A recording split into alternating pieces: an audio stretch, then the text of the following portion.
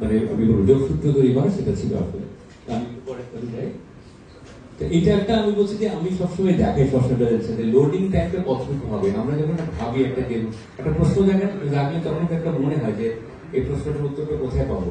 তো আমার এখন যেটা মনে হয় যে এই যখন উদ্যোগগুলো নিতাম মনে হতো যে আসলে এই যে কাজটা করার উদ্যোগ নিলাম এটা কোথায় গিয়ে শেষ হবে বা তারপরে এটা কে বহন করবে। তা আমাদের সবচেয়ে বড় চ্যালেঞ্জ এটা যে আমাদের চিন্তার পরম্পরা আমাদের এখানে একেবারে আমরা করতে পারিনি। আমরা যদি ভালো কোনো জিনিস চিন্তা করি সেই প্রক্রিয়াটা কে বহন করবে এবং কিভাবে সেটাকে সমৃদ্ধ করে সামনে নিয়ে যাবে সেখানে একটা কোশ্চেন থেকে যাবে। নেক্সট, তো এইটা হচ্ছে আমার প্রশ্নটা এগিয়ে যাবে। তো আমার যেটা মনে হয় যে আমরা আসলে একটা জিনিস যদি ভাবি যে আমাদের এই সময়টা আসলে উপলব্ধির যুগ হওয়া উচিত ছিল মনে হয়।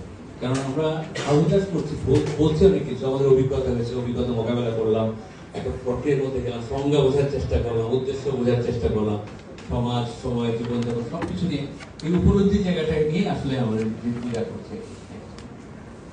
এইটা একটা বড় ঘটনা। আমার ঢাকা শহরে আসাটা ছিল কিছুটা কবি হতে এসেছিলাম, কবি বিলাল চৌধুরী, উনি আমাকে ডেকে নিয়ে এসেছিলেন যে তুমি ঢাকাতে চলে এসো।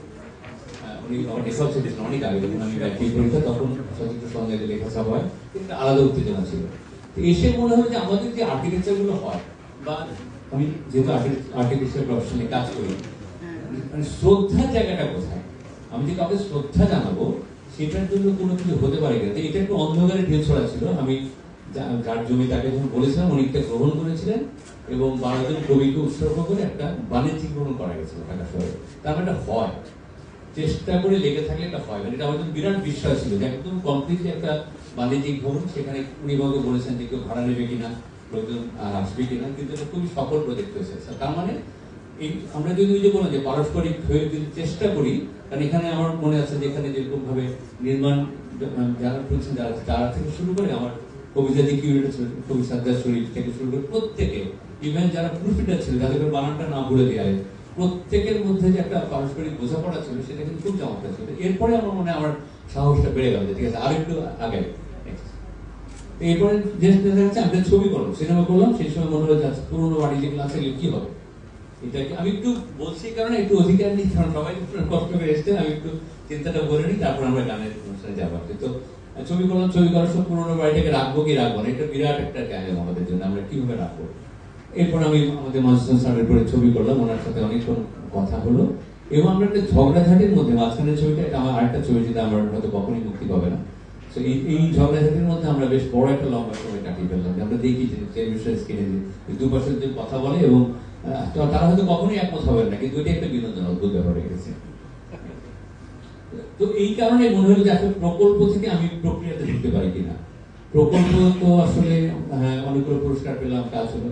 এই প্রক্রিয়া করার ব্যাপারটা আমি অনেকের সাথে কথা বলেছি, প্রক্রিয়া বিষয়টা কি, থেকে কোথায় যেতে পারি। সেইখানে মনে হয়েছে আমাদের দেশে বিশেষ করে যারা সৃজনশীল পেশায় যারা কাজ করেন, সেটা যে কোনো সৃজনশীল পেশা হোক না কেন, তাদের যে স্বাধীনতার স্বাদ পাওয়ার কথা ছিল বা আত্মনির্ভর হয়ে ওঠার কথা ছিল, যেটা একটা ভাষায় আমাদের বোঝাতেও একটা ভাষাতে বাংলাদেশে, এবং সেখান থেকে স্বাধীনতার বীজটা বপন হয়েছিল সংগ্রামের। সেইখানে তাদের যে অস্তিত্বের সংকটটা হয়ে গেল, এটা অনেক বড় সংকট। একটা দেশে যদি এত বড় জনগোষ্ঠীর যদি সৃজনশীল মেধাটা যদি পচে যায়, নষ্ট হয়ে যায় বা বিপথে চলে যাচ্ছে, তারপরে কোনো আর আশা থাকবে না।